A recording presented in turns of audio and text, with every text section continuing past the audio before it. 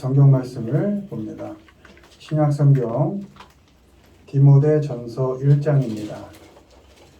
신약 성경 337페이지 디모데전서 1장 12절로 16절까지 16절까지 교독합니다.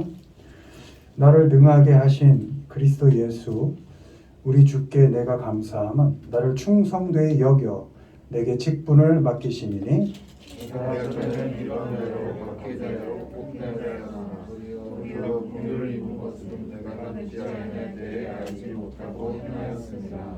우리 주의 은혜가 그리스도 예수 안에 있는 믿음과 사랑과 함께 넘치도록 풍성하였도다.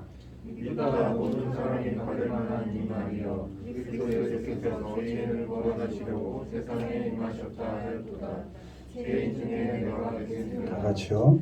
그러나 내가 긍휼을 입은 까닭은 예수 그리스도께서 내게 먼저 일체 오래 참으심을 보이사 후에 주를 믿어 영생 얻는 자들에게 본이 되게 하려 하심이라. 아멘. 오늘은 주님께서 주신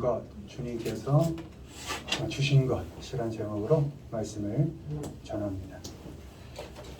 삶을 살면서 만족하기보다 만족 못하고 살 때가 많이 있습니다.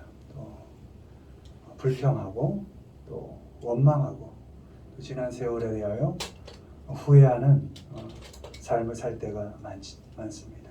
그러나 돌아보면 우리가 살아온 인생을 또 시간들을 돌아보면 하나님으로부터 받지 않은 것이 단 하나도 없음을 우리는 알게 됩니다. 잘 돌아보면 내가 받은 게 참 많구나 이런 고백을 할 수밖에 없습니다. 생명을 유지하는 호흡부터 우리가 밤에 자고 아침에 일어나는 것이 당연한 듯 하지만 깨지 못하는 사람도 있습니다. 자고 일어나 다시 호흡할 수 있는 것부터 시작해서 사람들과 얽히고 살아가는 그 일상, 그 하루, 그 한 시간이 다 하나님으로부터 받은 것이라는 것을 우리는 압니다. 하나님께로부터 받은 것은 의미 없는 것이 하나도 없습니다. 다 이유가 있고 의미가 있고 뜻이 있습니다. 하나님의 뜻이 있습니다. 이 시간은 주님께로부터 받은 것들 또 그것들의 의미가 무엇인지에 대해서 한번 살펴보겠습니다. 먼저 보시죠. 읽습니다. 가시 여러 계시를 받은 것이 지극히 크므로 너무 자만하지 않게 하시려고 내 육체의 가시 곧 사탄의 사자를 주셨으니 이는 나를 쳐서 너무 자만하지 않게 하려 하시리라. 아멘. 고린도 후서 12장 7절 말씀입니다. 하나님께서는 우리에게 가시를 주셨습니다. 그 가시 때문에 고통스럽게 하시고 때로는 우리를 괴롭게 만드십니다.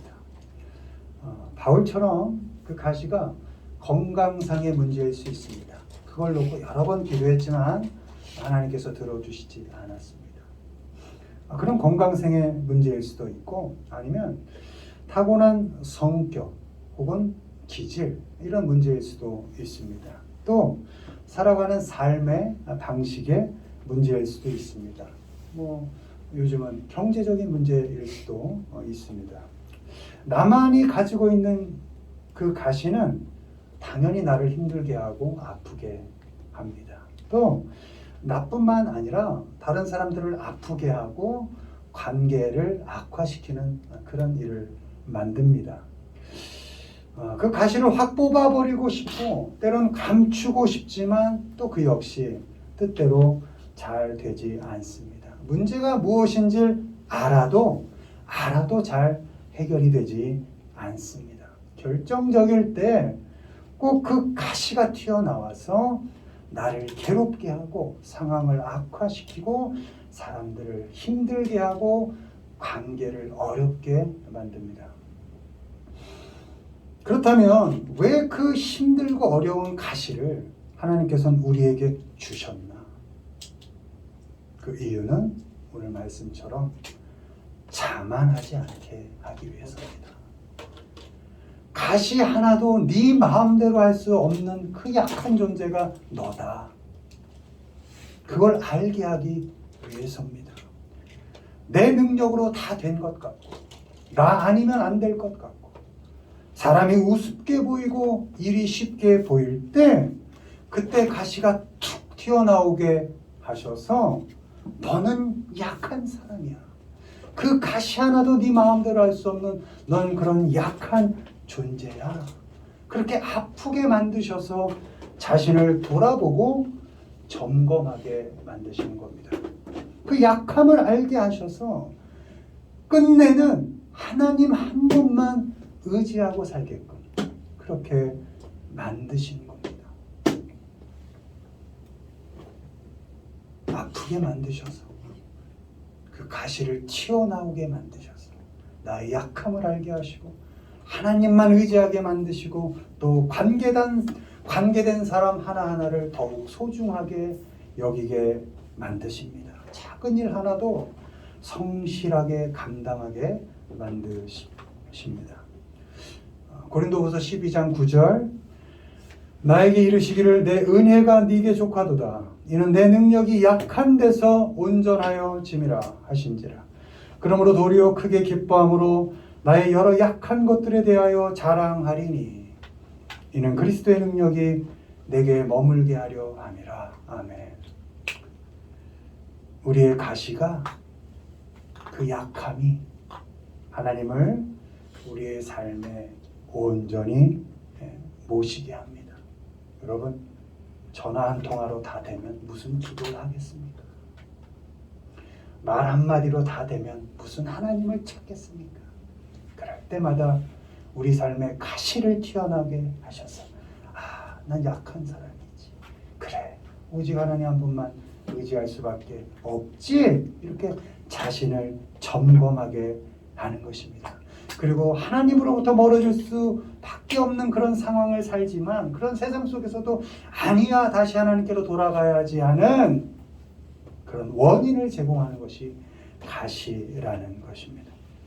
하나님을 의지하게 하고 하나님 앞에서 하나님의 말씀으로 우리에게 주어진 그 삶을 점검하며 살게 하는 것, 그것이 가시라는 것입니다. 바라기는 우리에게 주어진 가시, 감안하는 겁니다. 사실 그 가시를 잘 다스려서 자만하지 마시고 하나님만 의지하며 살아가시는 우리 모두가 되기를 주님의 이름으로 축원을 드립니다. 두 번째 보시죠. 주님께서 우리에게 주신 것 은혜, 모든 성도 중에 지극히 작은 자보다 더 작은 나에게 이 은혜를 주신 것은 측량할 수 없는 그리스도의 풍성함을 이방인에게 전하게 하시고. 아멘. 하나님께서는 우리에게 은혜를 주셨습니다. 바울의 표현대로라면 지극히 작은 자보다 더 작은 나라는, 그러니까 더 작아질 수밖에 없는, 작아져도 더 작아질 수 없는 그 나, 그 작은 우리에게 은혜를 주셨다는 것입니다. 하나님께서는 그리스도인을 죽이러 가던 바울을 길에서 만나 주셨습니다. 그 자리에서 쳐 죽여도 그만인 그 바울을 길에서 만나 주시고 그를 복음을 전하는 위대한 사도로 세워 주셨습니다. 하나님께서는 우리가 연약할 때, 죄인이었을 때, 사람 같지 않을 때 우리에게 은혜를 주셨습니다. 사랑받을 만하지 않은 사람을 사랑해 주셨습니다. 그래서 은혜라 하는 것입니다. 자녀 대우 받을 수 없는, 자녀답지 않은 그 사람을 끝까지 내 자녀라고 여겨 주시고 품어 주시는 겁니다. 사람 노릇하지 못하는 그 사람을 사람 대접 끝까지 해 주시는 것입니다. 함께하기 힘든 사람과 함께해 주셨고 지금도 끝까지 우리와 함께하고 계십니다. 그래서 그것을 은혜라 말하는 것입니다. 하나님은 우리가 은혜를 받을 만해서 은혜를 주신 것이 아닙니다. 우리가 처해 있는 조건과 자격에 대해서 따지지도 않으시고 묻지도 않으시고 그저 값 없이 은혜를 주셨습니다. 그렇다면 하나님께서 자격이 없는 우리에게 은혜를 주신 이유는 무엇일까요? 그것은 풍성함으로 사람을 대하고 선물 같은 사람으로 살아라, 이런 이유 때문입니다. 에베소서 3장 7절, 이 복음을 위하여 그의 능력이 역사하시는 대로 내게 주신 하나님의 은혜의 선물을 따라 내가 일꾼이 되었노라. 아멘. 우리가 하나님께 받은 은혜는 말씀대로 보면 측량할 수 없는 은혜입니다. 측량할 수 없는 풍성한 은혜를 우리가 받은 것입니다. 조건 없이 사랑을 받은 사람답게 이 사람 저 사람에게도 역시 우리는 조건을 이렇게 들이대서는 안 되는 것입니다. 그것이 풍성한 은혜를 받은 사람으로서 풍성함을 전하는 사람의 자세인 겁니다. 하나님께서 내게 조건을 대지 않고 은혜를 주셨기 때문에 나도 그 그리스도의 풍성함을 전하는 사람답게, 받은 사람답게 조건을 들이대지 않는 겁니다. 옳아서, 맞아서, 틀리지 않아서 우리가 은혜를 받은 것이 아니기 때문에 그 어떤 사람들에게도 옳음을, 정답을, 율법을 들이대지 않는 것입니다. 측량할 수 없는 은혜를 받은 사람은 그리스도의 풍성함을 전하면서, 여러분, 그리스도의 풍성함을 전한다는 게 뭡니까? 풍성한 은혜를 받은 사람답게 은혜가 풍성한 사람으로 살라는 것입니다.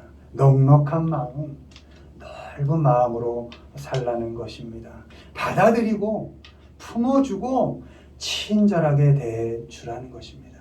사람들이 기대하지 못할 때, 예상하지 못할 때 풍성한 마음으로 선물 같은 사람이 되어주라는 것입니다.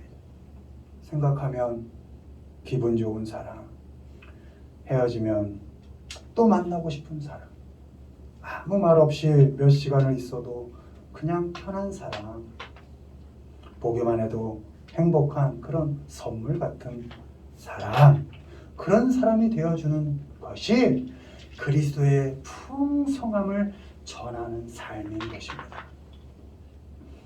바라기는 우린 다 하나님의 은혜를 받은 사람입니다.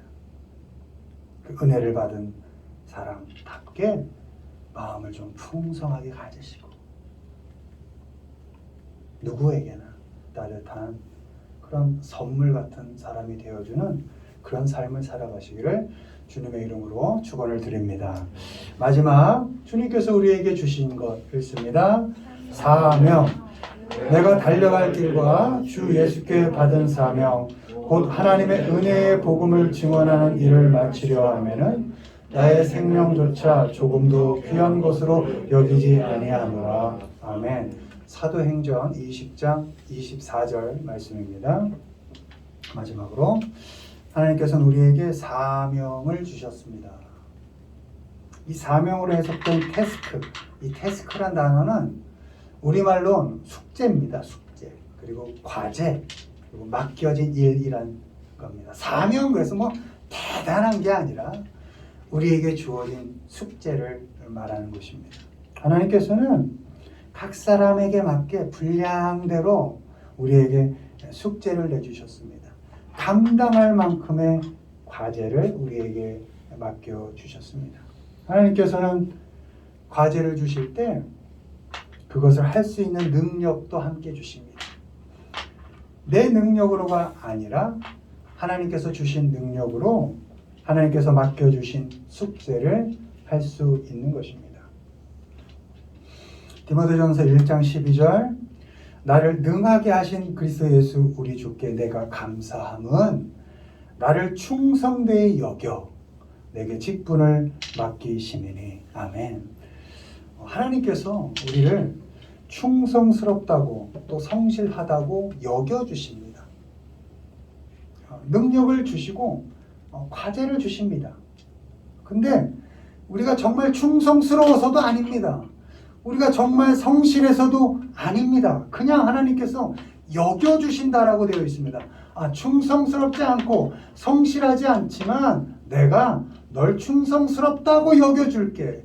그리고 그것을 내가 너에게 맡긴 과제를 할 수 있는 능력 또한 내가 줄게. 이렇게 말씀하고 있는 것입니다.